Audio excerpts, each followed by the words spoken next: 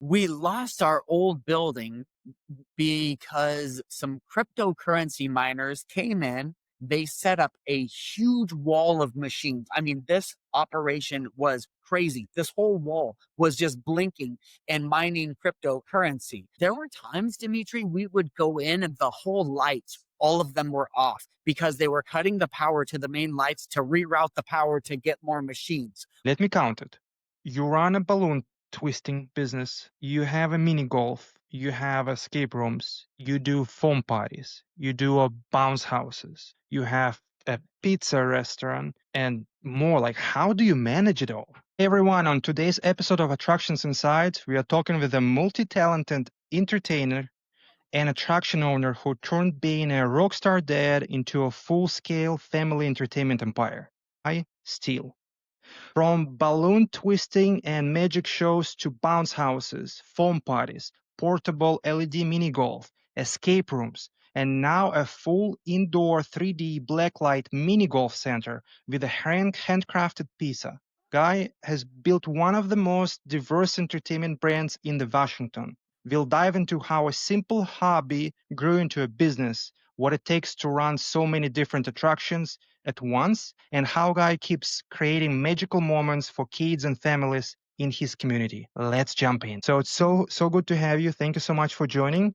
And I guess let's start with the simple quick question. How does wanting to be a rock star dad turn into a full-time entertainment business? Sure. And I suppose I included that because I wanted to be all that I could be for my own kids. And it just so happened that my community benefited from me just wanting to be the fun, cheerful dad that I really wanted to be as I started to grow a family. And my wife and I, we started having kids, and I suppose I just wanted to be the dad that nobody else had. And you look young. Like, how old are you? Yeah. So I'm 43 now.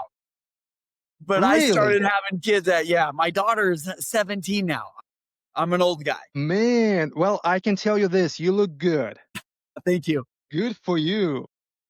What made you fall in love with the balloon twisting? And tell us more about balloon twisting. Unusual. Yes, I started that when I was in college. Life handed me some lemons, so I made lemonade, and found myself in college. So I really took on this thirst for knowledge, I should say.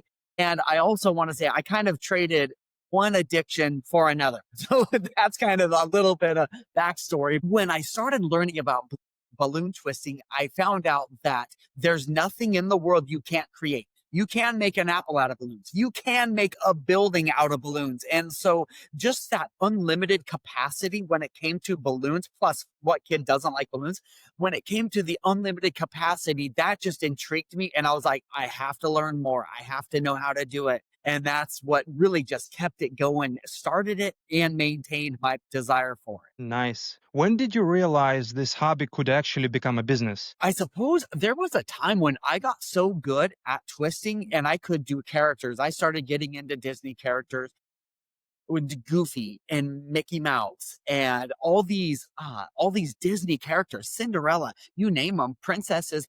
And there were a few friends that started to say, "Hey, Guy, could you make me a this?" And of course, I would make it, and then they would tip me. And I made this massive. It was incredible. It was a Steve from Minecraft, and I made it for my nephew. And I probably spent like 3 hours on this thing. And my brother-in-law gave me $20 for it. And I was like, "Oh, you didn't have to do that." And he was like, "No, you just put in a ton of work." And I did, but he ended up giving me $20. And I was like, maybe I should start charging for balloons. Nice. How from balloon twisting you ended up discovering Shanks 3D mini golf? And I know you mentioned that it was closing, so you guys took over. Can you tell us a little bit story behind it? Yes. So I was working a job out of college, finally graduated, and I had this desire to sort of have a family entertainment center, but I thought it was going to be bounce houses. I really wanted to look at some properties and maybe set up some bounce houses in an area and let the kids run around. But I found out that real estate or even renting buildings was so expensive. And I'm like, man, this is just not going to happen because I'm just a small poor kid just trying to entertain kids. And so I don't have any funds or anything like that. Well, through talking with people and especially this location, there was a business, it was called Aaron's. It moved out of the location I was looking at, and I thought, I'm going to go talk to Brandon. And he used to manage this location, this business that was in the location. And so I talked to him, and he said, Guy, that's $12,000 a month. And I was like, there's no way I'll ever do that. And he said, but go talk to Dave at Shanks. I think he might be looking to change chapters in his life. Well, I went and talked to Dave that day, and he was very interested in handing the business off. He didn't know what that looked like. I didn't know what that looked like. But what we did was he gave me an opportunity to take it over. I tried it out for 6 months just to see how things went. And I was able to turn some things around. And then we ended up deciding to fully take it over for my wife and I. Wow. Okay, that's interesting. Was there any money exchanging hands, or you just literally just took over? I just took over. He said, the arrangement that him and I had was I will run it the way that I'm going to run it for 6 months, and I can choose to leave anytime because I'm the one taking all of the risk and it's my time, but I'm going to pay him half of the profits.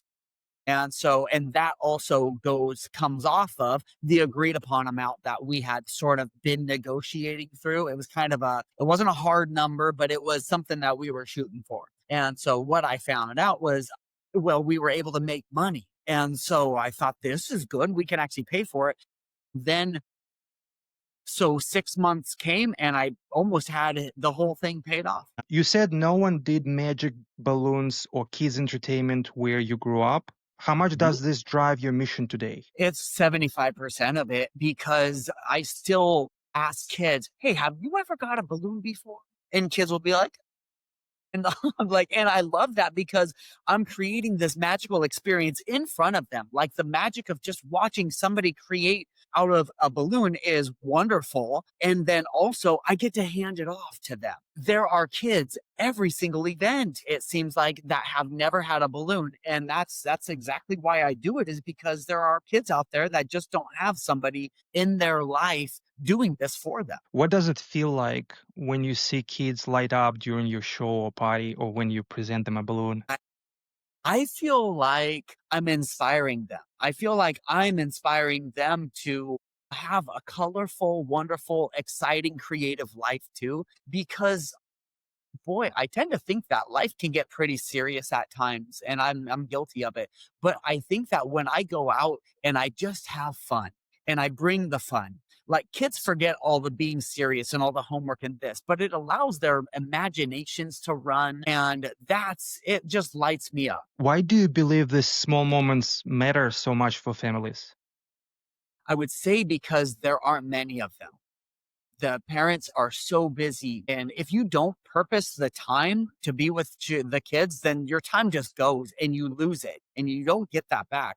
And so I think that it's precious because, boy, life is very busy and it's very fast. And so I think these moments where we can cherish the togetherness, it means more to kids than we'll ever truly know. Well said. Where did the character Mr. Twister come from? So where did that come from? My sister was making fun of me. I was telling her about the balloon and how that was going.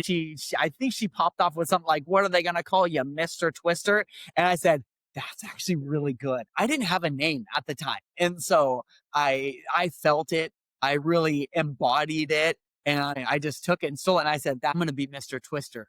That was 14 years ago.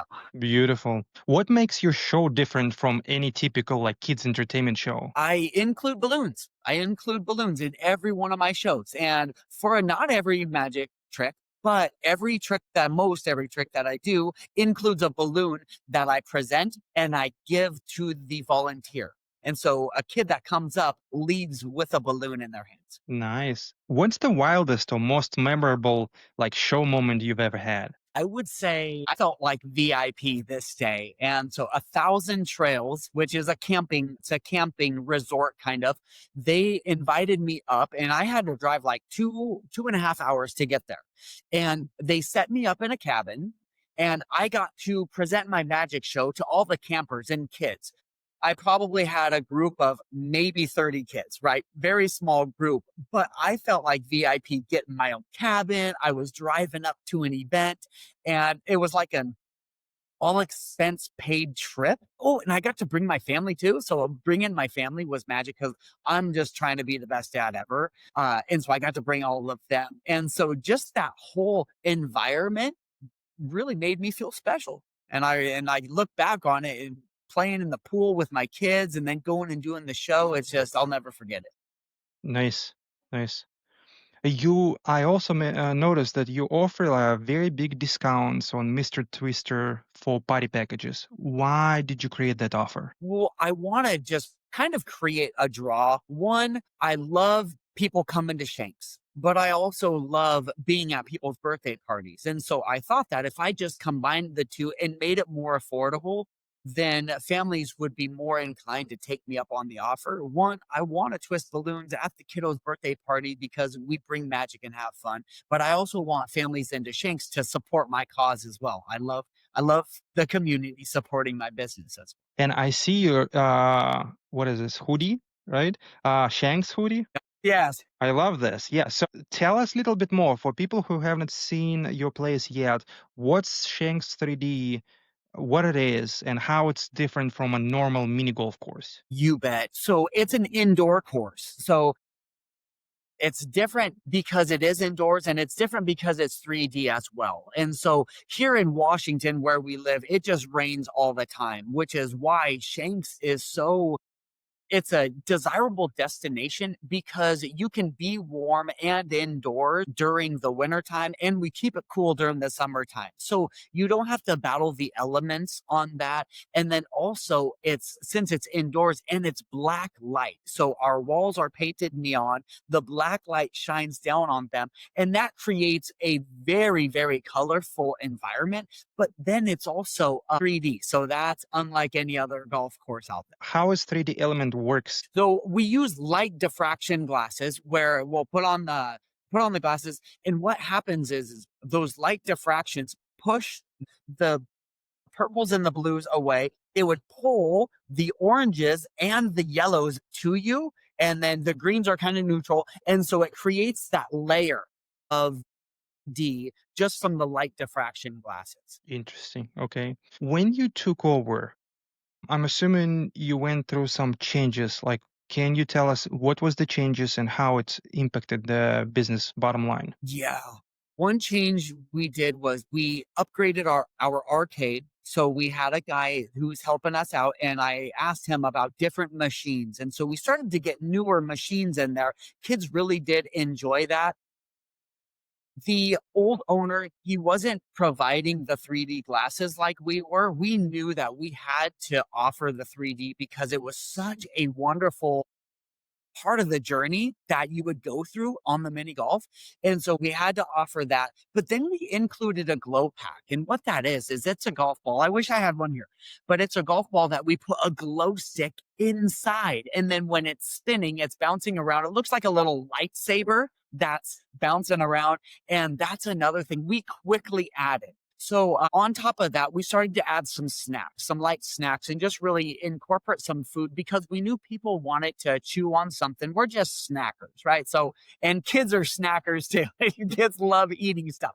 And so we started to increase some food, and that was at our old location. But we started to recognize, and then we also started to structure our birthday parties and started adding birthday party packages, which didn't exist before, but we started building out packages to really offer just more stuff to do with Shanks. Nice. And so, food, tell us more. I know that right now you decided to do a handcrafted pizza restaurant.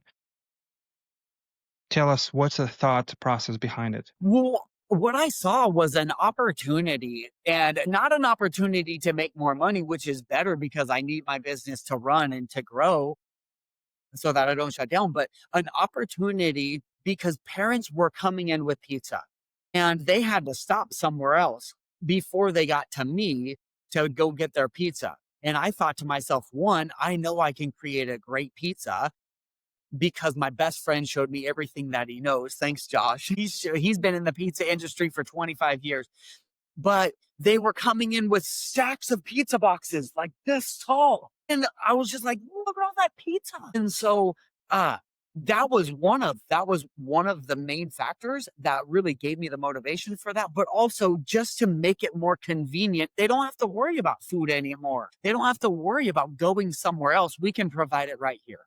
Okay. Did you buy a pizza machine? Like, what involves in making pizza? Yes. Oh, like I said, my buddy Josh, my best friend ever, he was my first best friend. He's been doing it for 25 years. And he says, Guy, this is what you need. And he said, I need a dough sheeter. I need a dough mixer because we make our own dough. And I needed a pizza ovens we have to have the stone slate. And then I had to build the whole entire kitchen. And so we're talking down to the hot water tanks, down to the triple basin sinks. We had to build it all. What about city? Did you have to go through city inspections or you just did it? Oh, yes. Oh, yes. I had to submit my plans. So the city was my biggest fan because they told me what to do. I don't have experience with this. I'm just a balloon twister and a kid's entertainer, but of course I want to provide extra things. So talked to the city first and I said, one, is it possible that I do this? They said yes. And then I said, okay, what do I have to do in order to do it? And they said, okay, you need to follow these things. And I said, okay. So I followed these things. And then I said, all right, city, come on in and check it out. And they looked at it and said, Guy, you're doing great. You can sell pizza. That's a very, very, sort of short story for a very long adventure that we had to go on. But the city eventually said, you guys are awesome. And we got our food license. So for somebody who is watching us and they also would like to have a pizza or serve some kind of food, do you know like estimate or do you know exact numbers like how much you spend? How much is this project of adding pizza costed you? Yes, it was over $10,000. And it wasn't as much as maybe I would thought. However, if I was guessing, all said and done with wiring and contractors and stuff, I'm guessing around $20,000.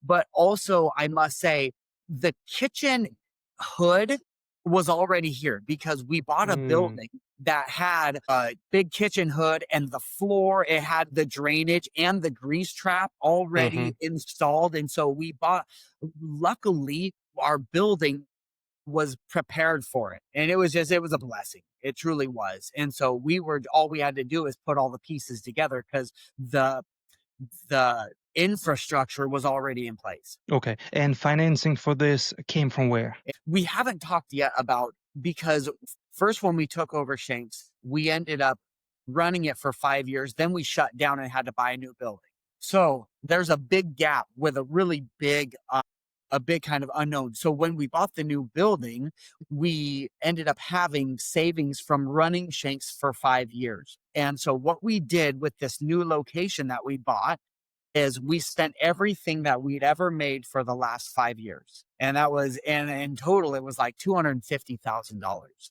to one, pay for the down payment and then remodel this building and then also get the kitchen in place. But once we opened, we didn't even open with seating, right? I like to say we're building the plane as we fly it because we're not even done. And we weren't even finished when we opened. We just knew we had to open up so that we could bring in more money to finish the rest of our plans.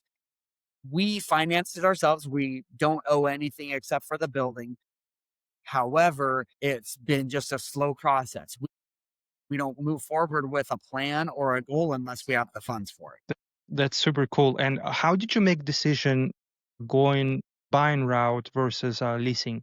We came from leasing our building and that was nice. It made sense. We are paying about 3,500. We were about ready to pay 3,600 and it was 7,000 square feet. I live in a very small town and there's not a lot. And so maybe that has something to do with it. Where I live, we live in a county with maybe 100,000 people in the entire county. And it's the biggest county in Washington. It's just very rural. And so the reason that we bought is just because our payment was going to be roughly the same anyway. But at the end of all of it, I might be able to own my own building. And when I'm making improvements, it's improvements that I am investing in, not necessarily making improvements for somebody else's building because I wanted to do so much. And so, a little bit into the story of why we had to move, I didn't want us to be forced to move again either because we were forced to move our location from where we were. Mm-hmm. Gotcha. And so tell us a little bit more about applying for the loan process. What kind of loan did you use? How much the building cost was? When did you buy it? Okay. Yeah. It wasn't a good time when we actually took out the loan because our loan percentage is at 8.5. And now that's very, very high. But it was also at here in Washington and maybe even across the US, we're just facing this shortage on inventory when it comes to real estate.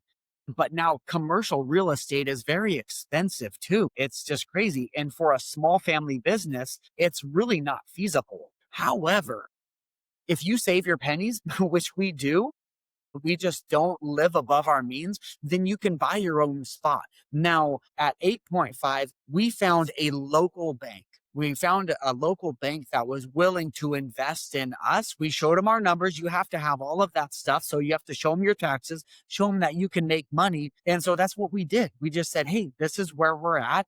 And a local bank that wants to invest in the community will work something out. And so for them, they carried the note there. And so we ended up buying a building for $400,000. And it's more than we wanted to spend, but it was the biggest building that we could actually afford at the time. But it was a huge fixer upper. I put on a construction hat. I did a lot of the work myself just because also labor is expensive. So be ready to get your hands dirty, be ready to buy some tools from Home Depot and be ready to learn how to use them. And Eh, so with that, I started working on it. Of course, we paid 20% down. So that's 80,000 bucks. And our loan ended up coming out to $320,000. We've been in this building for maybe 3 years and we still owe more than $300,000 just because our interest rate is so high. So if you are thinking about going into and getting your own building, just know that paying it off, it's a very slow process, but you got to have something that people want to support. And you also have to have the motivation to stick with it, or you just have to find something else to do. and it's what kind of loan? SBA loan? It's not an SBA loan. No, it's maybe a conventional. I don't even know. I kind of just signed the papers. Wow. Okay. Interesting. Yeah, and it's 30-year loan. It is a 30-year loan. Yep. You decided not to go through SBA route, or you just didn't know about it? I think I didn't even know really what they were about. I want to say that when I reached out to a local bank, and I reached out to two, and then the one that gave us our loan, they were just so willing to work with us. And he was very communicative that I thought to myself, well, this is just my option. SDA didn't even enter into my mind. Interesting. Okay. And I'm assuming with this loan, you have personal guarantee. How scary was it to like sign for something like this for a big amount of money? I wasn't scared. I was excited because I knew that I was saving my business and I knew that what I'm capable of. And I know how hard I can work. I know the long hours that I put in just in this business alone. I wasn't willing to let it go. I wasn't, and plus I didn't want to go get a real job. Just knowing all that, I was just excited to get to work. I had already kind of looked at the building and I saw the potential and I just see pictures. And so I saw everything that I could do with it. And I just knew I could turn it into the Shanks that our community would love. And we lost Shanks. And so I'm just excited that our community supported us, but also we had a place to finally go and start over. Did you find the property first before you start applying for the loan? Yeah, I found the property before I started applying for the loan just because I needed to know like where I was going to be. Once we lost our location, had me and my wife had to decide, do we go get real jobs or do we look for a place to be? And so I think we were looking for a place to be, but once we started talking to real estate agents, they were like, you need to get pre-approved. And so it was kind of one in the other. They were very close to each other Hmm. when we were finding the building and when we were getting pre-approved. And again, you're saying that you lost previous building. Was it because the lease ended or something happened? We lost our old building because some cryptocurrency miners came in. They set up a huge wall of machines. I mean, this operation was crazy. This whole wall was just blinking and mining cryptocurrency. Well, what I didn't recognize was when you're running cryptocurrency machines, it uses a lot of power. And so one thing is they racked the electricity bill up to $113,000 and they weren't paying it. And so the city decided to shut the electricity off to the whole building. And this was a 200,000 square foot building that had probably 16 businesses in it. And so we all came in and we saw boards all over the walls. And we were told that we can't enter because there wasn't a sprinkler system that was active because the building didn't have power anymore. Wow. Okay. And so how did you end up dealing with the landlord? What did the landlord do? Did you get reimbursed or you were just kicked out? We basically got kicked out. We weren't able to go into the building until they got the electricity turned back on. So therefore they needed to work with the city to pay their $113,000 bill and then get the power on so all of us could get our stuff out. It was very, very shady, Dmitry, what was happening there. I'm making a very long story short, but the only reason I know it was 113,000 is because we did a public records request and we requested all of the written communication between the city employees and the management of it was called Yardbirds. And so they were just bouncing checks and making promises that they weren't keeping. I don't know what exactly the landlord was trying to do, but it just wasn't good. So was the landlord mining or one of the tenants? So it was the landlord and a tenant that was mining together. It was a maintenance guy who was mining crypto, came in, started doing maintenance, got in the ear of the owner of the building, and he basically gave him the idea to mine crypto and make some money. There's nothing wrong with that. Now, I will say this is during COVID as well. So this new owner of the building that we were in comes in, COVID happens, and all of the sudden his plans were kind of put on hold because COVID did slow a lot of people down. But now he's having some issues with getting big events back into the building, which was kind of a big revenue builder for that building. People didn't want to gather in big numbers, nor were they allowed to. So his expectation to have big parties was very squashed. And I think he had to pivot in order to subsidize the large rent that the huge building was. And so he did that knowing that he could maybe it would help out. And then it just kind of grew out of control where the maintenance guy now brought in a cryptocurrency mining business to come in and help out with that. Now the operation it's not just a personal project anymore. It was a huge sort of build out. And there were times, Dimitri, we would go in and the whole lights, all of them were off because they were cutting the power to the main lights to reroute the power to get more machines, more plugins.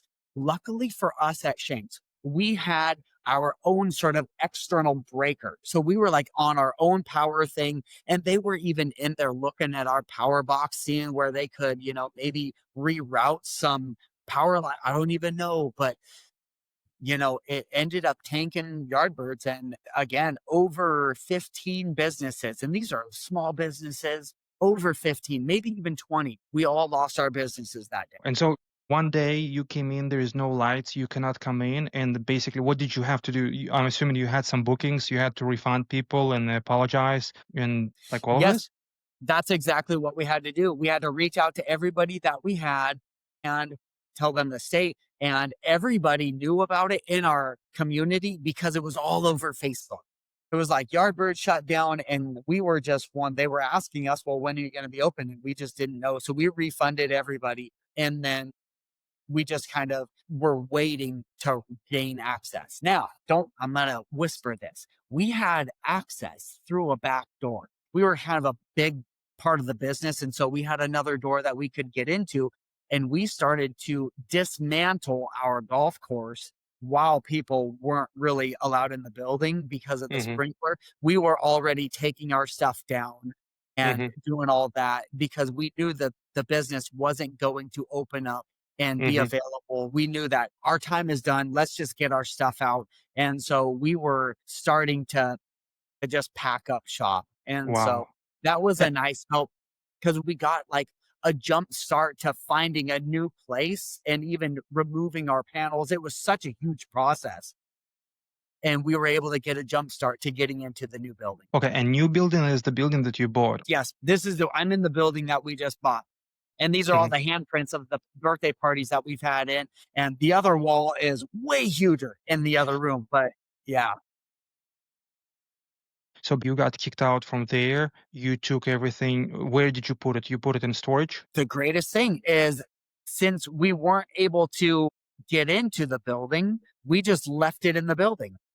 Okay, so you took it apart, left it at the building, and start looking for property to buy. And then in December, we ended up getting the building. We're working through it. And as we are finalizing documents, we get access to the building. So it was like, thank you, Jesus. The building opened up and we were able to just move our stuff right into our new building. How long it took before the previous place got shut down and before you acquired a new place? Let's say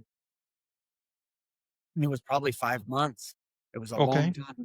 okay, man, what a story. Listen, this is crazy. We went through it. Wow. Okay, this is something. So I guess what did you learn from this experience? Not a lot of people go through something like this where they just got shut down in one day and nothing you can do about it. Did you, by the way, did you guys try to sue the landlord?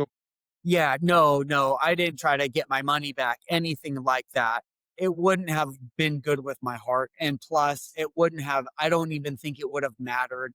I just, I'm going to focus on what I can control in myself. And that's just what I move forward with. I don't really like taking anything from anyone else. I just want to do what I'm going to do sort of with my business and not think someone else is going to help me out with it, I suppose. So what happened with the building with the landlord? Did they lose the building or? They did.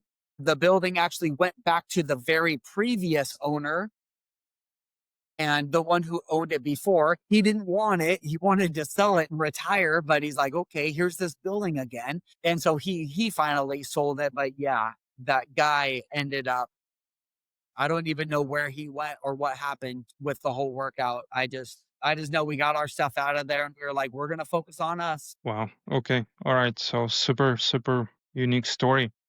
Now, let's shift our attention to escape rooms. Can you tell me more? I know you building right now, like finding Bigfoot escape room, and is it in the same building or where are you building? Yep. So we are here in our square footage here is like 5,400 and we have one room that we can do something with. So I'm building it inside our new location. And your mini golf, total square footage of the building, 5,400. What's the dining area looks like? And you have what, one course? And is it 18 holes? Yep, I've got one course. It is 12 holes because with the square footage, we did lose from our old building. We lost about 1,500 square feet. So we had to reduce 18 holes into one space, and which is really nice because now when you go in, there are props and decorations everywhere because we added all of the magic from 18 holes into 12 holes. So it's just really, really done up well. However, the mini golf is about two-thirds of what it used to be. Do you find anyone complaining about like why it's 12 holes? It's not 18. Yes, we do. Yeah, that's matter of fact, that's some of the feedback that we get is that it's not as long as the other golf course that we have. And that's something that we just don't know how to fix. We did what we could with the space that we have. And it's kind of, it can be discouraging to know that you still have people that are maybe not quite as appreciative of what we had to go through to even save it.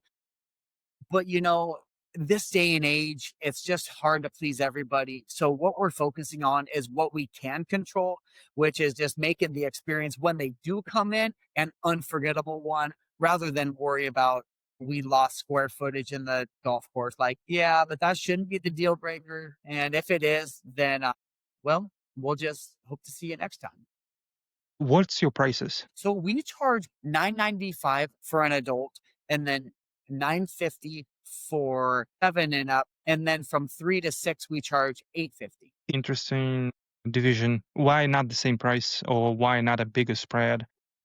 Yeah, because I want to give people a discount, because I want to just help out, I suppose. And it seems to me like when you go to a movie, there are kids' prices, there are youth prices. And so I really want to give those breakdowns. We have a military discount as well. And then if a kiddo wants to golf and they're 2 years old or younger, we'll give them a golf ball for free, because we're just trying to entertain them at that point. Like, just try to give them something to do while everyone else is golfing too. Nice. How long you had a pizza now? We've had pizza for almost 2 years. In March, it'll be 2 years. How did you see the difference in profitability as far as like adding pizza? Do you see more people coming out?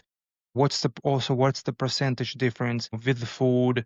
Your sales increased so much. Do you see the difference? Yes, yeah, we do. At first, we did not. It was a very, very gradual sort of growth phase, and we're still growing. Not many people know that we do pizza. We're on DoorDash now to help get our food out there, but we started out selling maybe like 5 a weekend, and then we got to a point where I was celebrating last year, and I was like, "We sold 50 a weekend in 1 week or in a week." And Hmm. I thought that was the greatest thing. And now we're up in there, but I'll back up. When birthday parties are booking, that's what sells a lot of pizza, right?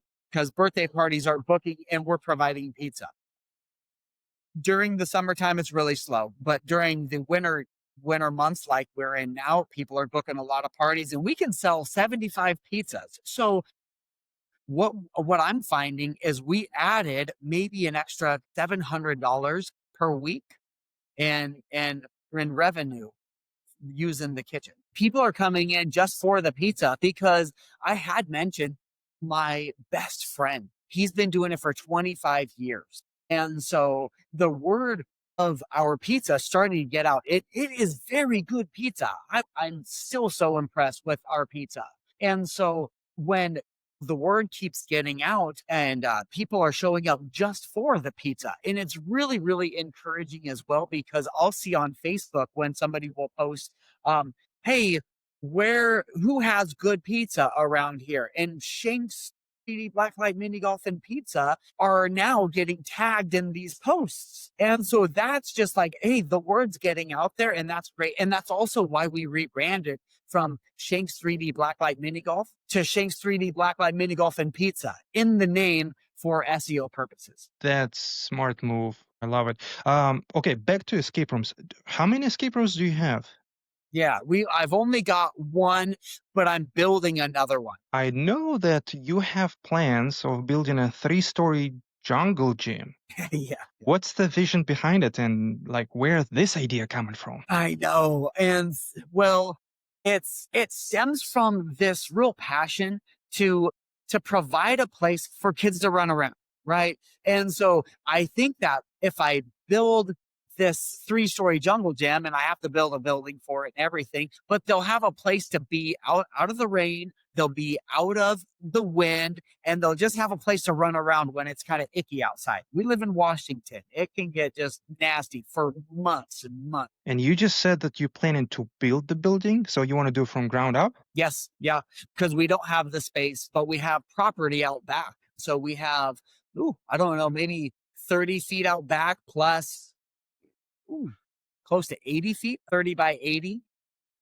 This is so cool. I really like it. Let me count it. You run a balloon twisting business. You have a mini golf. you have escape rooms, you do foam parties, you do bounce houses, you have a pizza restaurant, and more. Like, how do you manage it all? What a great question.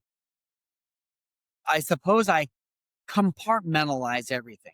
I don't try to work on all of it all at once, but I just take what my priorities are and then I start there. And so there are times when I don't get to everything.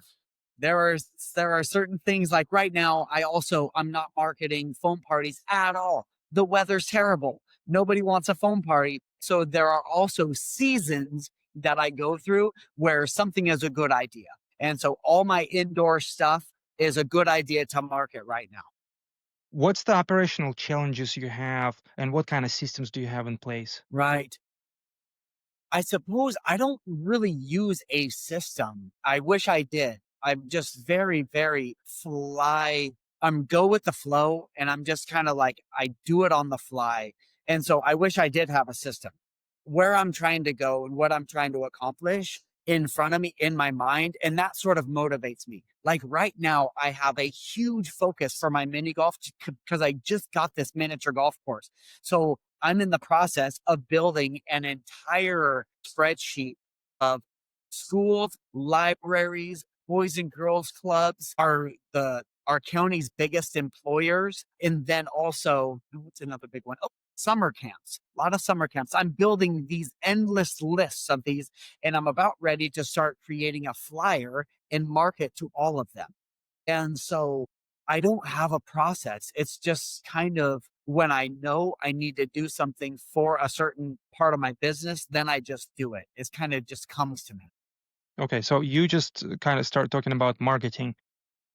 How do you approach marketing at all, like for such a wide range of experiences? I'm real patient with it because I'm not very good at it. For example, if I'm doing a phone party, I'll take a bunch of phone party pictures and then I will just post about it. And then when I'm doing a magic show, I'll take pictures of my magic show and then I'll post about it. Boy, you're kind of helping me identify that I don't have a very good system for, or at least a media calendar or a to-do list because I'm not doing it. It seems like I'm so busy with everything else. But when it comes to my marketing, I'm just doing it on the fly. I don't have any type of set strategy to it. Okay. What platforms work best for your audience as far as marketing? Facebook, hands down. I haven't really put much time into investing in any other platforms. I do have an Instagram, but it does not do as good as Facebook. I don't know what it is. Maybe I haven't spent enough time on it, but I focus just all of my efforts on Facebook because I know it works and I know what's best or I know how to operate it maybe. And then word of mouth is huge. Word of mouth, because I live in such a small town, most people know who I am and what I do. So I just get hired word of mouth. What marketing mistakes have you done that you can share with us? So the mistake I made was trying to advertise everything that I did all at once. And so I would post out. I even catch myself doing this sometimes at Shanks. It's like, hey, come to Shanks. You can go to the arcade. You can have a pizza. You can do the miniature golf. Don't forget the 3D glasses. And there's just so much to a post where I learned that if you just take one aspect of the business and then focus on that for the advertisement, and then be patient, and then focus on another aspect, and then another. Don't get in a rush to just blah. Really just be patient and focus on one thing at a time. And eventually you'll get there. Be consistent though. So you do get back to it. Be consistent and eventually you'll be able to tell everyone about all the things. What motivated you on hard days to keep going? It was what motivated me. I didn't want to get a real job. I wanted to keep doing this. And so I wanted to keep my dream alive. And I love that I get to do this. And I fight for it every day. And I work so hard just to be able to do it. How does running all these businesses impact your personal life? Well, I manage them both because my kids understand that their dad's a kids entertainer. And so it's not like a crazy thing where I'm out of the house. I'm just at home, but I'm working. And so managing all of it is easy for me just because one, I can work off of my phone, so I can constantly work, but also understanding that my wife and 3 kids also would like to have their dad available. And so I think that it just comes down to being very busy and knowing when to prioritize the right things at the right time. What's one personal sacrifice most people don't realize you make? You will work when everybody is off work. In the entertainment business, you'll work weekends, you will work late nights. I have a irregular schedule. What goes through your mind when attraction that you're working on like isn't performing well? I think that I'm just not marketing it very well, or not enough people know about it, because you can sell almost anything if people know about it for the most part. And so that's what goes through my mind is I just don't haven't dedicated enough time or resources towards getting the word out. And now that we're talking about marketing again, let me ask you, so how did you make a decision to work with our agency and how it's been? Yes. I recognize that my efforts for Facebook aren't as good as I want them to be. And I truly am too busy working on the ground level of making the kids happy, scheduling my things, and even doing the job. I don't have time to go back and post. And I also don't have the knowledge to do campaigns, nor do I really want the knowledge. I could figure it out, but I just don't have the time to be an expert in social media marketing. I can post, do all that stuff, but it just seems like there is a better way of doing it. And it's allowing the experts to be an expert in that field for me, not trying to be an expert in something else that I really don't even want to be good at. Okay. And so how did you find us and how long ago it was? Yes, it was in July. I reached out to Austin because of a Facebook ad, and he had an ad going that had highlighted influencers coming to family entertainment centers and make content. Okay. How is the experience? How is the results? Yes. So the results are starting to pick up. One thing I recognized was that I wasn't providing the right tools for Austin and Blue Apple for them to be successful. My booking system wasn't trackable. We couldn't measure conversions. And so Austin and Blue Apple had some conversations with me that said, we're going to be limited in measuring our efforts. And because Austin wanted to be able to track the marketing dollars and stuff because he's got spreadsheets and all that fun stuff where I'm like, this would be awesome. However, my booking system wasn't able to do that. So now I got a new booking system and we're moving forward with that so that Austin can use those numbers to measure how his efforts are doing. And I will say, from when they first started, they have only gotten better as I've been able to relay to them sort of my expectations. They're communicating back to me what they're doing, and we're now talking and agreeing, and they're learning what my preferences are, and they're listening to me. They're fixing everything that I asked them to fix, and we're learning each other very well. What's the value Austin and Blue Apple Marketing bring into your company? Blue Apple is helping me understand where my business needs to be if I want to be just like these other successful businesses. So Austin took the time to show me other clients that he's working with, and he's letting me know that their website and their conversions and stuff look like this. And he's encouraging me to use the same type of system and putting the different softwares in place so that eventually maybe I can get there and I can increase my revenue, but I have to change some things to get there. And so we're slowly starting to get there so that my business will perform better. Austin and Blue Apple Marketing, they are in the same entertainment world. They run some entertainment businesses themselves and understand the process how to market properly for entertainment. Do you think it helps? Absolutely. And it's one thing that Austin did for me when I was speaking with him in the beginning was he actually gave me some very good data on. And so just by his personal experience alone, he is helping me navigate what industries not to get into, but also what things to add to my business because it's already working for them. Now that his experience is super, super helpful. Okay, awesome. So I'm gonna ask you a question, and it's just one word answer. One word answers. Okay. Yes, meaning like one or another. So Okay.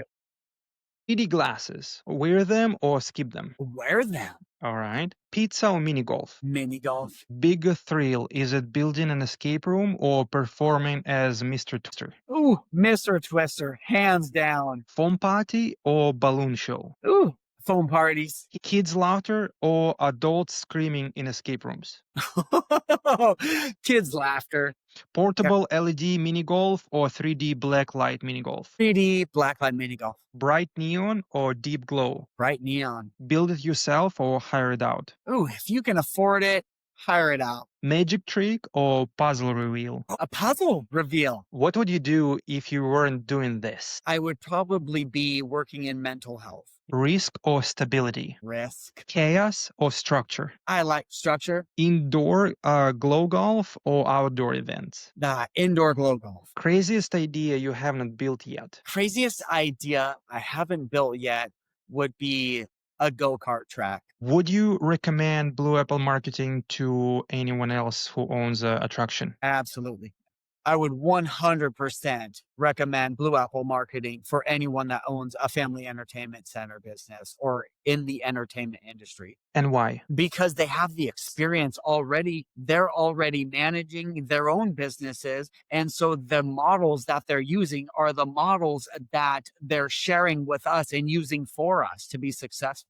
So, Guy, tell me where Shanks is located if somebody lives in the area and they want to visit you. You bet. We're at 50 Northeast Median Street in Chehalis, Washington. And we are right next to McDonald's and right across the street from Chehalis Outfitters. Okay. And your mobile experiences, like how far, what's your distance, how far you travel? Yep. If you live in Washington State, I will travel to you. Nice. What an awesome conversation. I is the perfect example of how a simple passion makes magical moments for kids and how you can grow into a full entertainment brand that impacts an entire community. From glow in the dark mini golf to handcrafted pizza, escape rooms, balloon shows, massive future plans.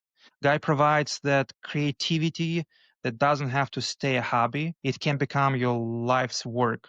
Visit the link in the description to check out Shank's 3D Blacklight, mini golf, and pizza and all the experiences Guy is building. If you enjoyed this episode, share it with another attraction owners or creators. Subscribe on YouTube, Instagram, Facebook, or LinkedIn. Want to be featured on one of the episodes? Visit attractionsinsights.com. And thank you for watching. And I'm going to see you in the next episode.